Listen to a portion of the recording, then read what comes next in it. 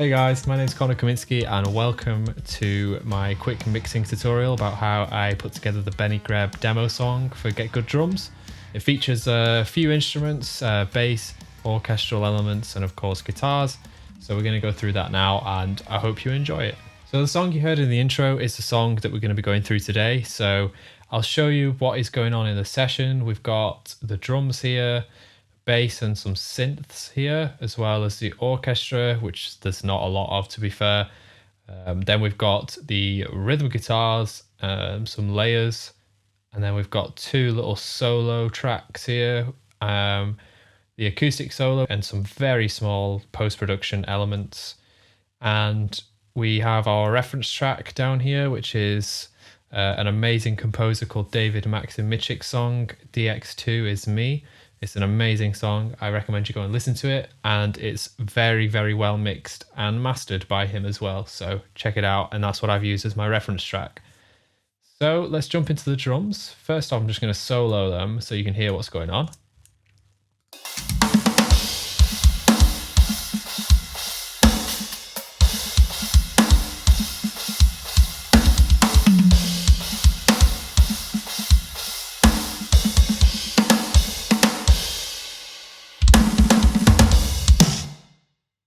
So lovely sounding kit, really usable sounds, and if people are curious, I'm basically using the standard setup, but so I'm using the default kick. What else have I got?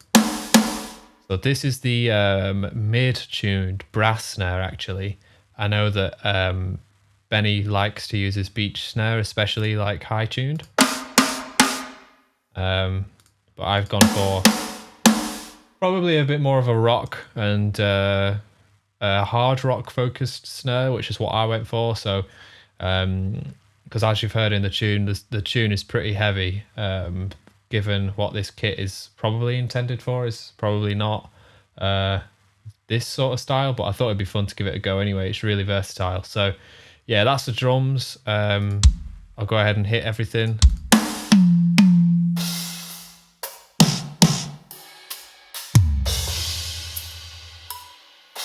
The only other thing here is that I've got the stack instead of just the crash, which is kind of like a china, which is, I'm using it like a china, but it's on the left instead of the right, which is fun to play around with.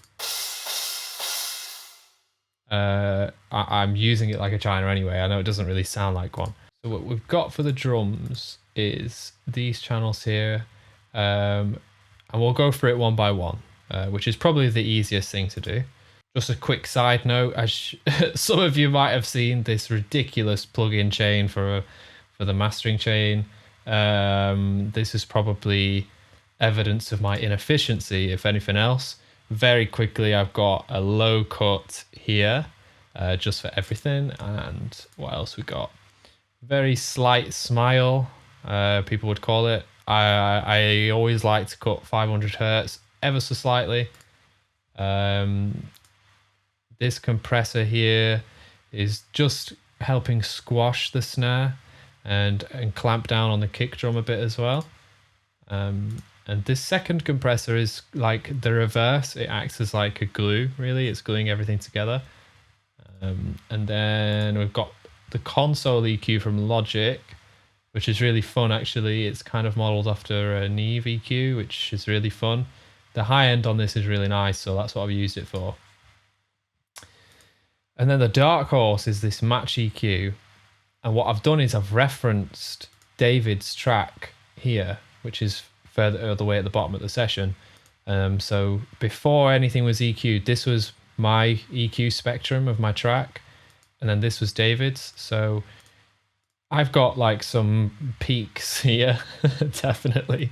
Whereas David's is a lot more balanced and well mixed.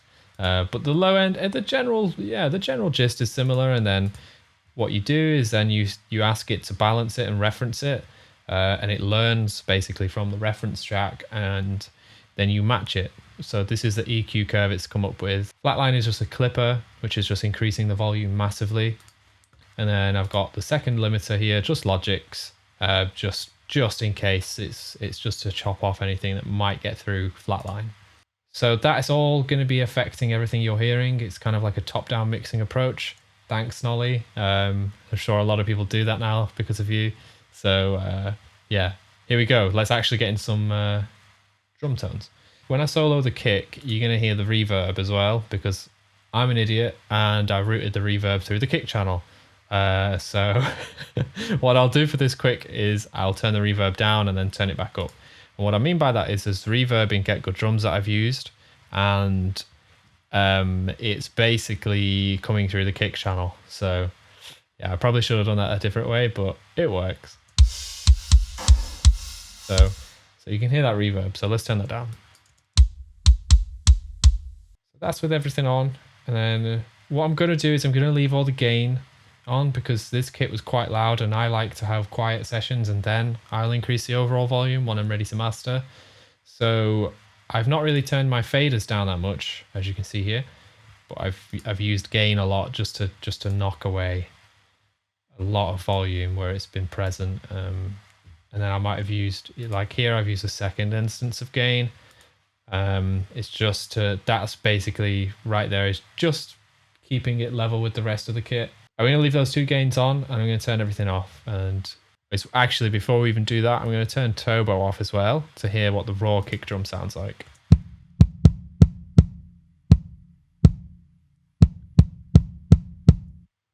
So first thing I did was I turned turbo on.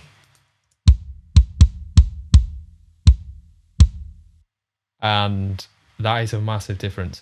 So basically with this kit, I'm not sure if it's the same with the previous Get Good drum libraries I've used, but turbo with this particular kit seems to do loads of work, which is great. It brings out all of the qualities I like in a metal kick, which this isn't. So that's fun because it's bringing out all of that high-end attack and scooping the middle out, which is really nice. It sounds like a lovely kick with it off, but it kind of gets lost in the mix until you put turbo on.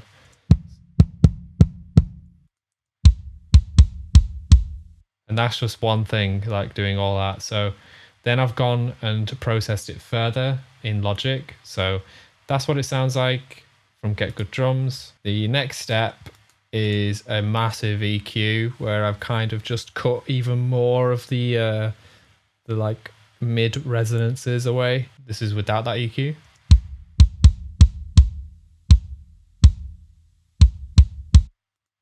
And then this is with.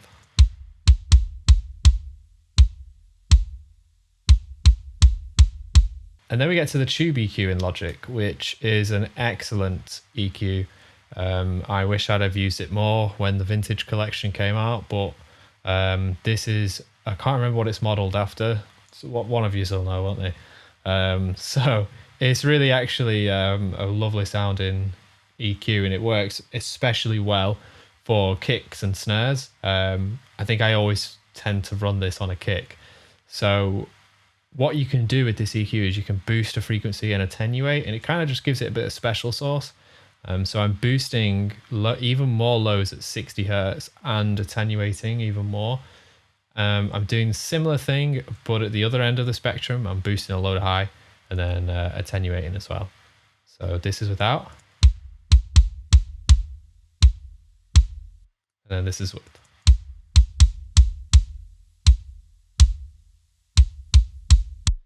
Much more subtle, but I've done it because I wanted to actually EQ for color rather than being a bit, EQ because I was trying to eliminate some unwanted things. I've also got the drive here as well, which is just outputting on the punchy model. It just gives it a little bit more attack, in my opinion. I don't even know. It might not do anything, but it sounds good. So then we come to smash and grab.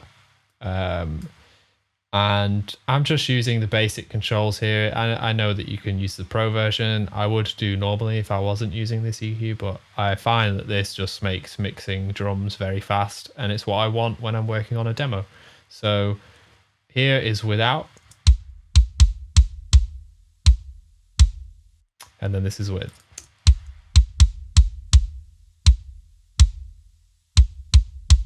So it's not actually working as hard as you might think it should work in this sort of mix.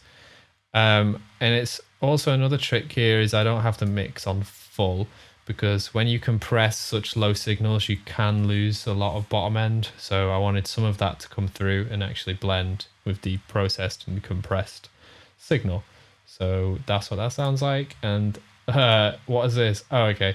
So I've got one more EQ. Can't remember doing this. This is probably me hearing something and then hearing something at 2.5K. Probably like a bit of paperiness in the click once I've put it in the mix. So this is without. And then this is with.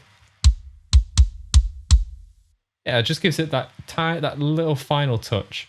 Moving on to the snare, we've got about as much processing as well. So the snare was really interesting. I really liked the source tone. I don't think I actually did anything to this inside Get Good Drums, but I'll just have a quick check. So with the snare, I just actually, I remember I wanted to cut the like the resonance off the end of it a little bit. It was hanging on a little bit too long in my opinion. So that's what I did there. I sort of cut off that resonance. There's no turbo on this. There's just a bit of reverb. So what I'm going to do now is I'm going to turn my reverb back up before I forget, which I probably would do, knowing me, back to 0 where it was. So what I'll do is I'll solo the snare, take all this off, and then we'll go from there.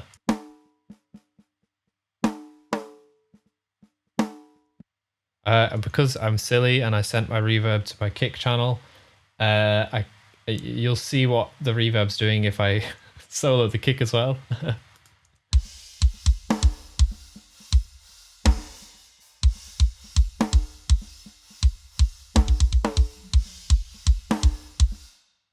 So what I'm doing here, and you'll see this at many stages throughout this mix, is I'm adding a lot of artificial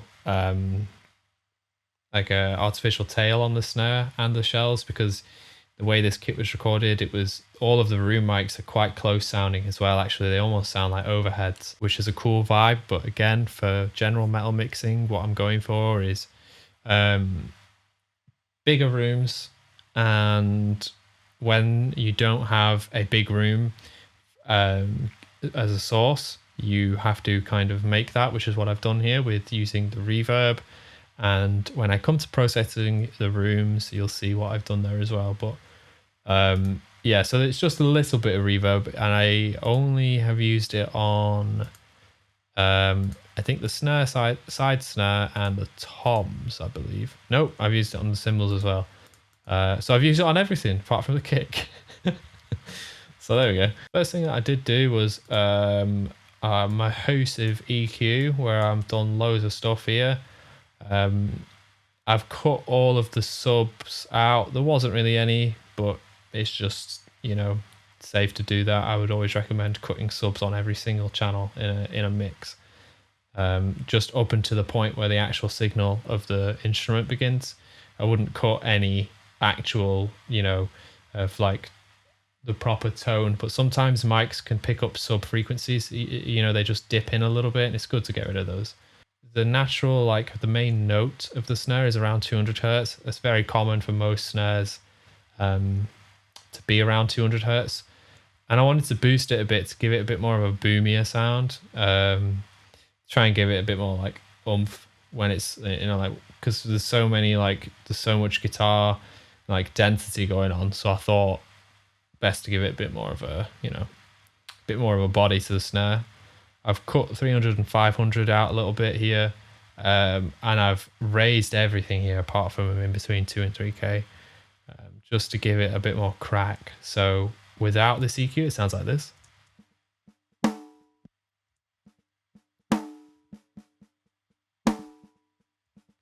And with it, it sounds like this.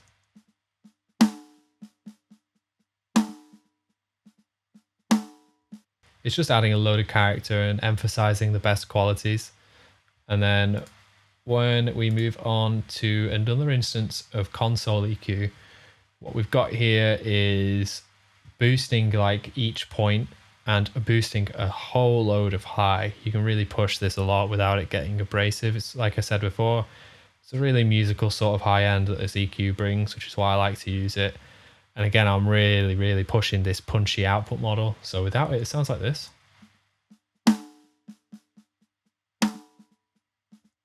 And then with it, it sounds like this.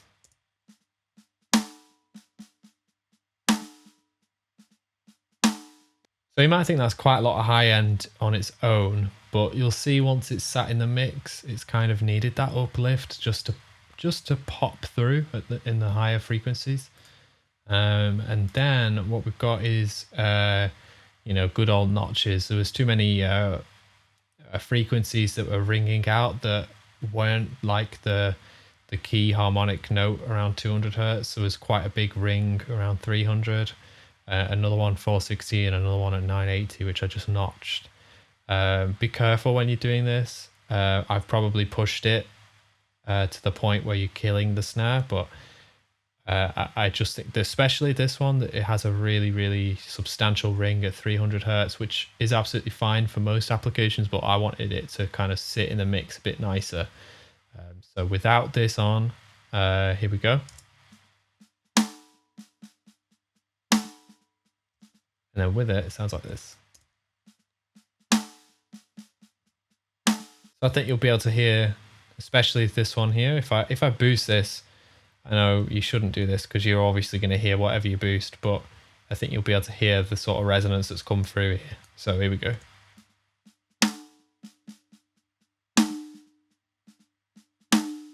Now that I have boosted it, obviously it's really loud, but you can kind of hear how much it's lingering. So can't remember where I left it, so it was somewhere there, something like that.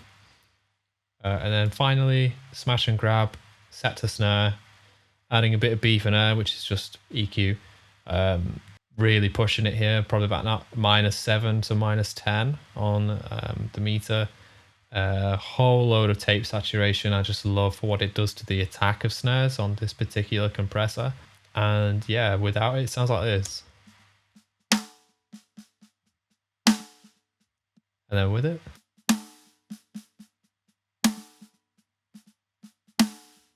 So it's just adding a bit of weight, a bit more air, but it's also just clamping down and really compressing that attack and drawing out the note itself a little bit further and pushing the transient and squeezing it a bit, which is what that saturation does.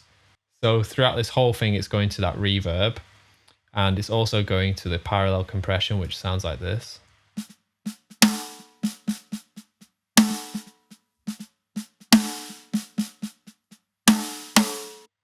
So without the parallel, it sounds like this.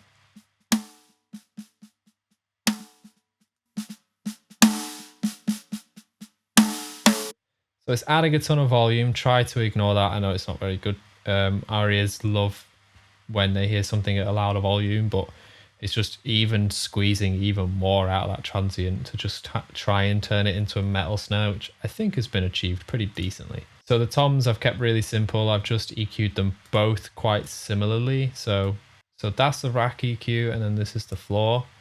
Again, with this cut at 2 to 3K on the floor, just to get rid of a bit of that paperiness. But you've probably seen this done with metal toms before, where you cut all the mids and boost the highs. Similar sort of thing with the kick drum. The floor tom that Benny uses is basically like a second kick drum. It's absolutely massive. So I actually pitch shifted the floor tom way up. So without it, it sounds like this. So with this fill, you'll first hear the rack and then the floor. So I'll turn the pitch off. And that sounds really nice. Like, it's a really nice sounding tom, but it's just way too much low end for what I was needing it for in this particular mix. So with the pitch up, a bit more of like a normal tuned floor. I kind of just guesstimated. It's no real rocket science. I didn't go for a particular pitch, just went for what sounded nice to me, to be honest. So that is that. Those are the toms. Cymbals, again, trying to keep things simple. Most of the legwork's been done on the kick and the snare. So cymbals sound like this with nothing on.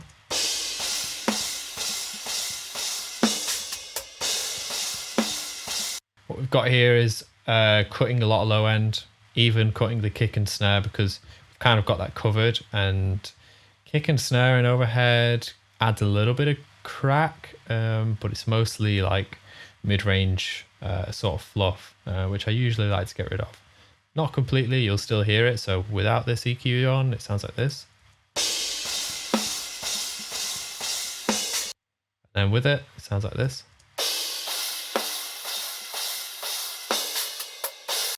And I'm also doing something that I saw Nolly do in one of his mix videos. I think it was for the Periphery.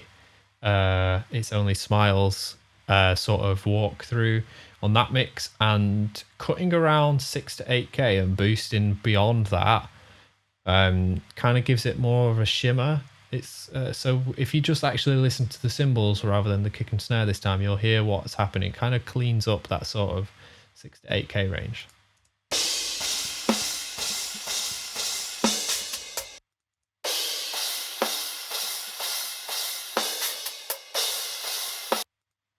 And then here's where I've got an instance of reverb. So I'm using the Realistic Room preset on Space Designer. It's just adding some room and space, and this is what it sounds like.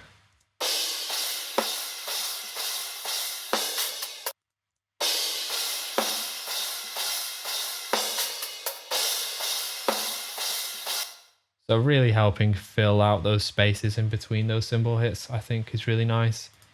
Then we come onto the room, and here we have a pretty simple setup again. So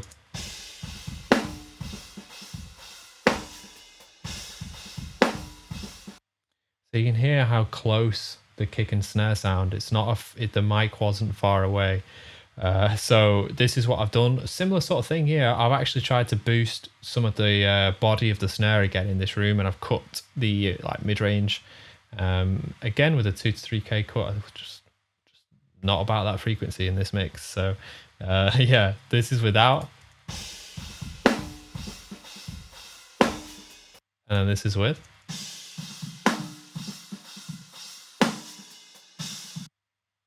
And then another instance of Space Designer. So we're adding a tiny bit of reverb as well to the room, just to give you the impression that it's actually bigger than it is.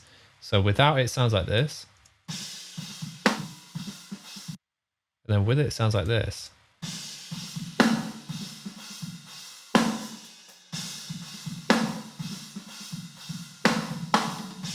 And then when we get to this dirt mic, just taking a little bit of a different quality from the kick and the snare. I quite like what it was doing, so I've left it in the mix. Just did a little bit of EQ, just to kind of sort out that ring from the snare, because I was happy with where I was getting it from in the other mic signals. Again, just cutting a bit of 500 and boosting a little bit. So without it, it sounds like this.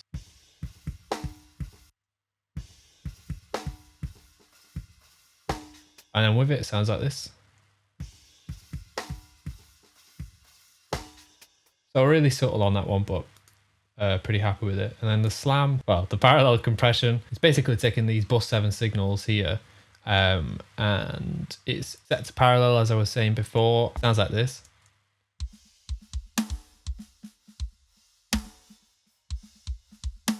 So it's mainly snare. This is a pretty common tactic to send a lot of snare to your parallel compression, and then a decent amount of kick, decent amount of toms. But again, because I sent my reverb to my kick channel like an idiot, I do have some cymbals going to the parallel compression in the end anyway. So just be wary when you're routing your Get Good Drums libraries. If you're going to use the reverb, make sure you send it to a separate channel. I just realized too late, but hey, what are you going to do? So this is with it, the compression engaged.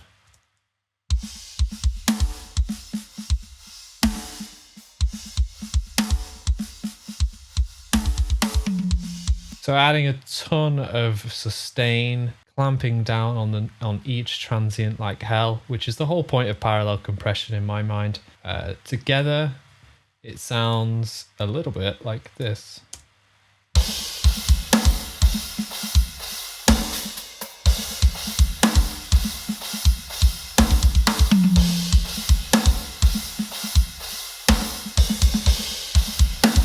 That's basically most of the heavy lifting with the mix. So the bass is Submission Audio's Kaminski bass, which I absolutely love. Shout out Jacob, you sound great. Um, so I've just got out on the default grit setting, set it just about to bassist. You can see here, just about there. And Jacob says to put it on position 5 when you're doing proggy stuff. So that's what I've done. And it sounds like this. So let me just take the double tap and the channel EQ off.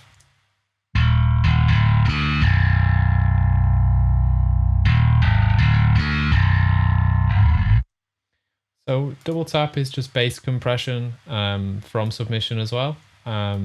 It's basically clamping on the low end and also compressing the high end and kind of blending them together. They've got a great video on this plugin. It's absolutely amazing, and I basically use it anytime I'm going to put bass in a mix.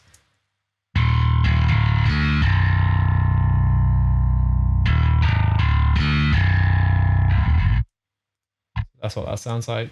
A channel EQ just to cut, you guessed it, a little bit of 500 Hz and 2 to 3K.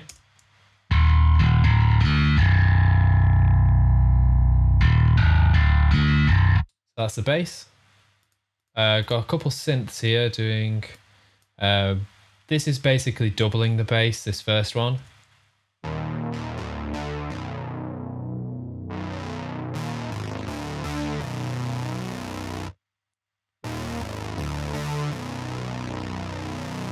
Basically gone through and played in the brightness or the cut-off point with a MIDI controller, which kind of gives it a little bit of dynamic. The second one here is a similar sort of vibe. It's basically doubling the bass part.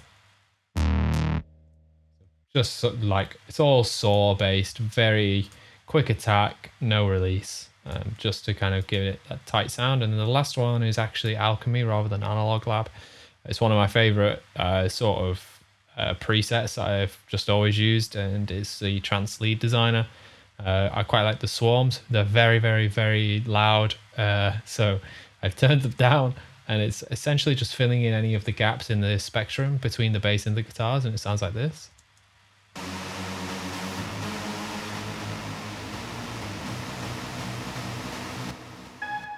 So when it comes to the orchestra, I've only got a few parts in this session. Some sessions I've got more, some sessions I don't have any, but I've got the Spitfire Originals intimate strings on the short articulation, just playing this little line here.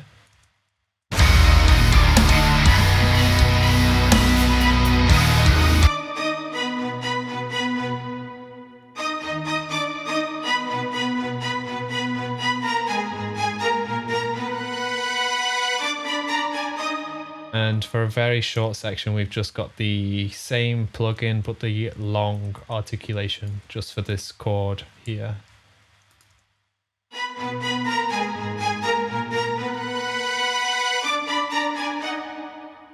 Then I've got a couple instances of Epic Brass. Again, it's Originals by Spitfire.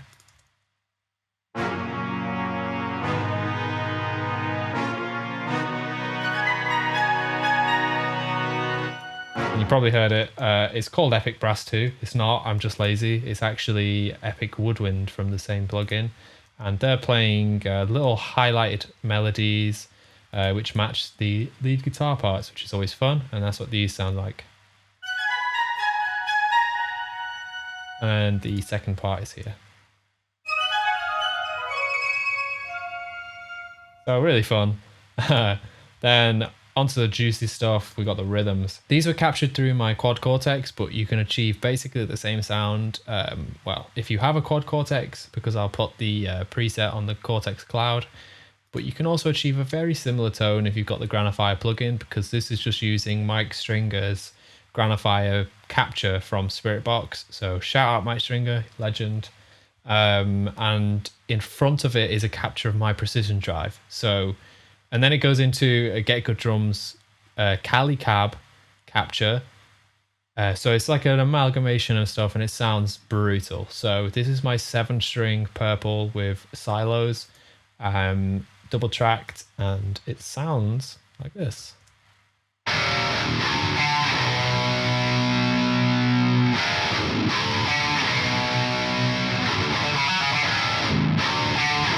So the only thing I'm doing here is 502.5K.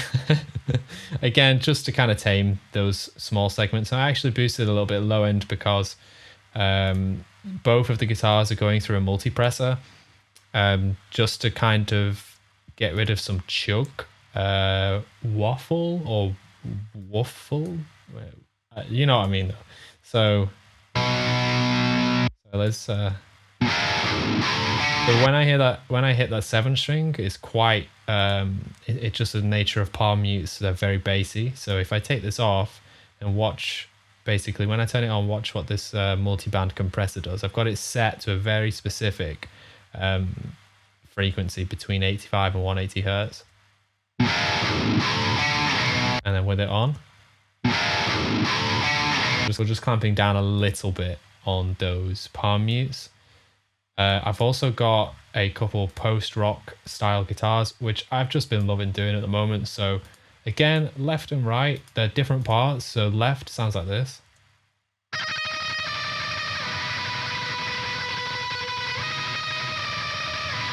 So this is achieved by putting a delay in front of the amp. So a bit counterintuitive, but it sounds really fun.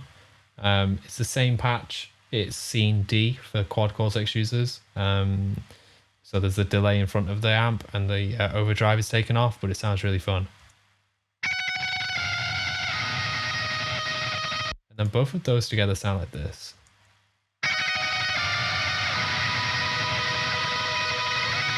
Now with the rhythms, you get this wall of sound that also outlines a bit of harmonic movement.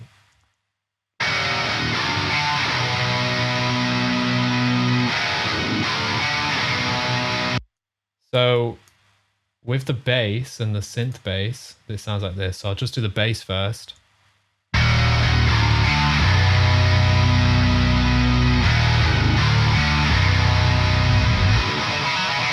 And synth bass as well.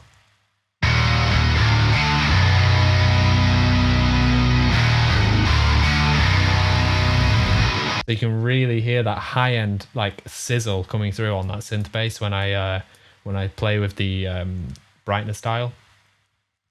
Not much left to discuss, to be honest. There's just some lead guitars here, which is the JP2C Studio preset, which will also be available on my profile on the Quad Cortex Cloud. It sounds like this. I'm using Scene B, which is the Klon Centaur in front of the amp with a delay and a reverb. And again, same trick with the multipressor, because when I do really low runs, if I palm mute on the neck pickup of just any and every guitar, there's quite a lot of bass frequencies, so I like to clamp those down. Same story. If you're going to be palm muting, you're going to get a lot of this sort of fluff coming through. So I like to just get rid of it.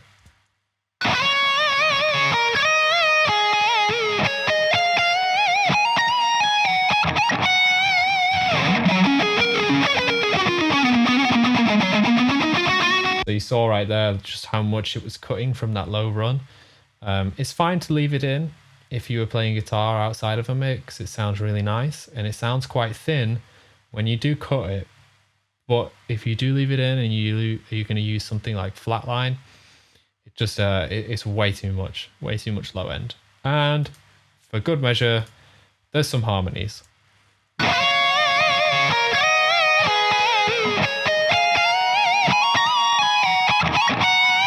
Who doesn't love harmony in thirds? Last little spicy bit is the acoustic solo, which is actually played on my Gitan DG255.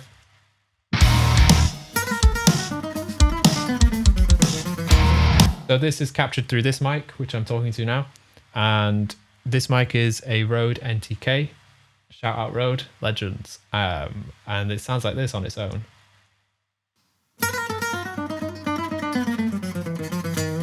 A really gypsy jazz style. It's a gypsy jazz style guitar. Not really done much to this. The mic is beautiful and it captures the instrument really nicely. This is actually a print of the solo because I had an instance of Space Designer and I was just going a little bit too crazy on the CPU. So I bounced and printed it. So it actually has a bit of reverb baked into it, but it's a very simple, I think it's blue plate reverb in Space Designer. And the drops are very simple samples from the Panda Effects pack.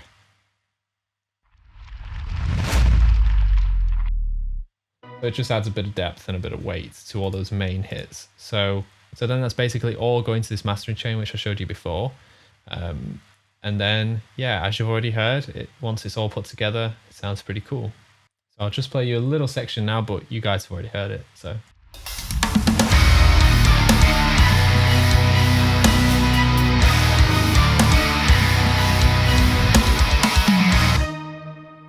So thank you so much for sticking around. I bet this was quite a long video. Check out Get Good Drums Benny Greb signature drum kit. It's an absolute blast, super versatile. You can achieve stuff like this, but there's also some great people out there with amazing playthroughs doing insane stuff, different genres. So check them all out, and I'll see you guys next time.